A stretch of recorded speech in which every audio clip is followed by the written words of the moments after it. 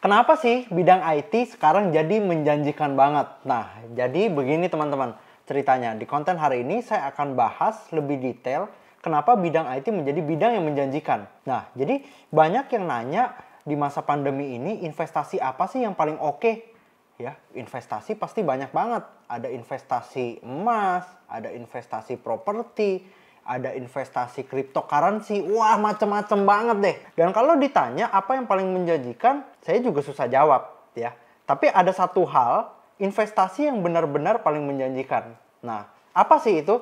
Nah, sebelum kita bahas lebih lanjut, ada suatu quotes yang mengatakan begini ya. Jadi quotesnya bilang, investasi paling menjanjikan adalah investasi leher ke atas. Apa tuh investasi leher ke atas? Otak kita ya, atau pengetahuan kita. Nah, disinilah Anda harus tahu nih kenapa investasi untuk pengetahuan itu paling menjanjikan. Karena suatu hari Anda bisa pakai pengetahuan Anda itu untuk kapanpun. Ya, Anda bisa pakai untuk bisnis Anda mungkin, Anda bisa pakai untuk karir Anda, dan lain-lain. Nah, cuma Anda harus pilih dong mau memperdalam bidang apa. Nah, mungkin investasi pengetahuan di bidang IT ini menjadi solusi buat teman-teman semua. Kenapa begitu? Saya mau cerita begini. Sekarang semua perusahaan itu berlomba-lomba mau apa? Mau go digital. Ya, kalau mereka mau go digital secara otomatis, pasti mereka butuh tim IT yang handal. Setuju ya? Oke? Nah, bayangin kalau Anda sudah upgrade skill, ya, investasi uang Anda untuk upgrade skill di bidang IT, otomatis Anda jadi orang yang dibutuhkan. Setuju ya? Nah, cuman bidang IT apa yang mau diperdalam? Ternyata ada 5 bidang IT dan ternyata 5 bidang ini saling berkaitan satu sama lain. Yuk kita bahas lebih dalam ya. Bidang IT yang pertama itu adalah bidang application developer. Nah, jadi kalau perusahaan mau ngembangin suatu sistem digital, yang pasti mereka buat pertama adalah aplikasinya. Di dalam aplikasi sendiri ada dua jenis. Ada aplikasi web, ada aplikasi mobile. Ya. Nah, jadi kalau Anda ngembangin karir Anda, ngembangin skill Anda menjadi seorang application developer, pasti Anda dicari. Ya. Itu bidang IT yang pertama, application developer. Nah, kalau aplikasinya sudah jadi, aplikasi udah ready, udah canggih banget ya, aplikasi tersebut pasti ditaruh di mana? Pasti ditaruh di sebuah server. Nah, masalahnya gini, percuma dong kalau misalnya kita bikin aplikasi udah canggih-canggih, keren banget, fiturnya gokil banget, tapi aplikasinya nggak bisa diakses. Nah, makanya ada spesialisasi yang kedua, yaitu seorang network spesialis. Nah, tanggung jawabnya network spesialis ini beda, ya, memastikan agar aplikasi yang sudah dibuat bisa diakses secara real time. Nah, dengan bisa diakses secara real time, berarti aplikasi tersebut bisa digunakan terus-menerus untuk pertukaran data, melakukan transaksi, dan lain-lain. Ya, jadi peran seorang network spesialis sentral atau sentral banget? Sentral banget ya. Nah, masuk ke fase berikutnya lagi. Kalau perusahaan sudah kembangin aplikasi web, kembangin aplikasi mobile, ya, networknya sudah dibangun, masuk ke fase yang ketiga. Mereka harus pastikan aplikasi yang sudah dibuat dan infrastruktur yang sudah dibangun itu berjalan secara aman. Makanya ada spesialisasi yang ketiga, yaitu cyber security.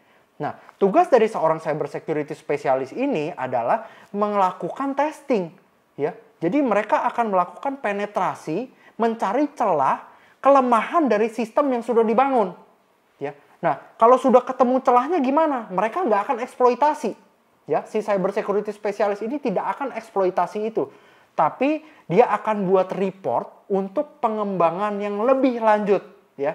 Jadi dia kasih tahu nih, tim developer, ini nih aplikasi lu ada masalah di sini, ya, lemahnya di sisi A, B, C, D. Jadi gue bisa ambil database-nya. Nah, tim aplikasi akan benerin, termasuk juga networking-nya, ya. Dari sisi networking, oh ternyata lupa dipasangin apa? Lupa dipasangin firewall, ya, sebelum masuk ke servernya dan lain-lain. Nah, itu akan diimprove terus-menerus, ya. Jadi kita udah belajar berapa spesialisasi? 3 ya. Yang pertama apps developer, yang kedua network spesialis, yang ketiga cyber security. Nah, cyber security ini biasanya nama profesinya kalau di perusahaan disebutnya sebagai security pentester. Ya, nah jadi kurang lebih begitu. Kalau Anda mau berkarir di bidang security pentester, minimal Anda harus punya sertifikasi CEH. Nah, ini penting banget teman-teman ya. Jadi kalau Anda mau belajar cyber security, cari nih di mana gue bisa belajar ya dan dapetin sertifikasi CEH. Kalau di networking apa? Di networking ada namanya CCNA, sertifikasi CCNA. Itu yang ngeluarin Cisco, teman-teman. Katakanlah semuanya udah oke, aplikasinya udah oke, jaringannya udah oke, security-nya udah oke, masuk ke fase berikutnya. Intinya apa? Kalau sebuah perusahaan mau berjalan dengan baik, intinya apa? Perusahaan itu harus punya darah. Ya, apa yang dimaksud darah di sini? Ya, kalau di tubuh manusia kita sebutnya darah. Kalau di dunia bisnis, perusahaan mau berjalan, dia butuh apa? Cash flow, teman-teman. Ya, jadi dia butuh cash flow yang baik. Kalau kita ngomong soal cash flow, pasti ujung-ujungnya apa? Gimana dia memasarkan produknya dia, setuju ya?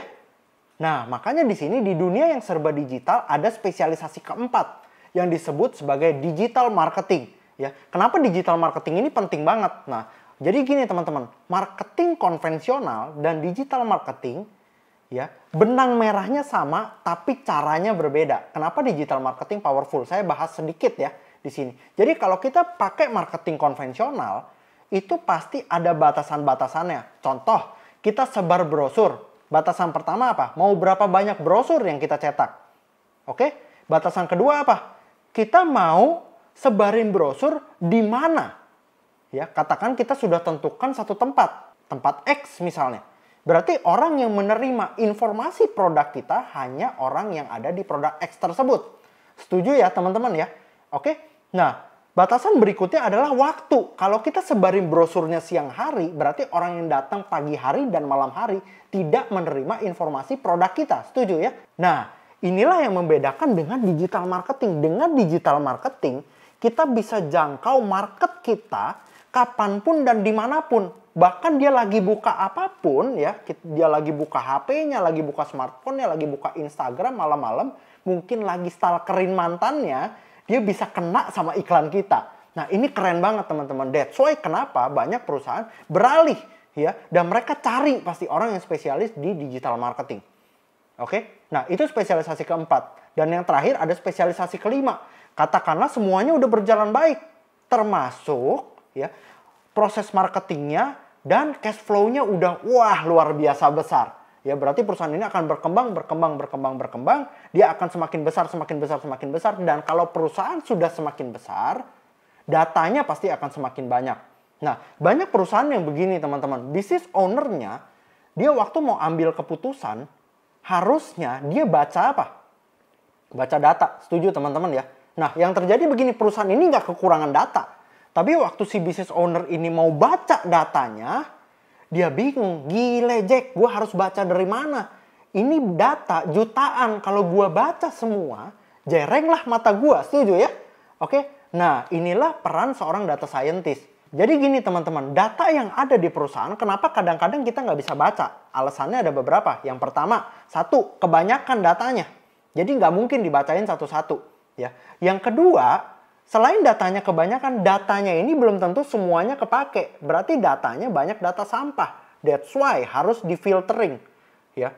Dan kalau seandainya katakanlah datanya bagus semua, tetap datanya kebanyakan, nggak ngerti bacanya gimana.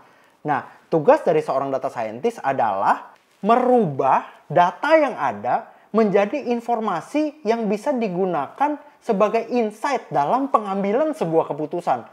Jadi sentral banget peran dari seorang data scientist. Sentral banget. Nah, makanya biasanya data scientist ini gajinya tinggi, teman-teman. Nah, jadi itu kurang lebih ada 5 spesialisasi yang Anda udah tahu nih. Hari ini Anda udah belajar 5 spesialisasi ini, ternyata semua perusahaan pasti butuh. Ya. Nah, jadi buat teman-teman yang mau memperdalam bidang IT, yuk kalian coba explore dong. Ya, 5 spesialisasi ini dan kira-kira kalian passionnya di mana. Terakhir, saya punya pesan gini, ya, jangan ikut-ikutan orang.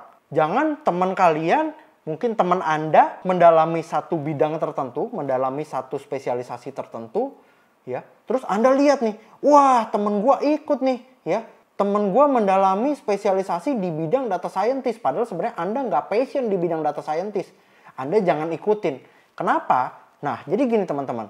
Kenapa selalu saya sarankan Anda ikutin sesuai passion Anda? Karena kalau Anda ikutin sesuai passion Anda akan explore tanpa Anda disuruh.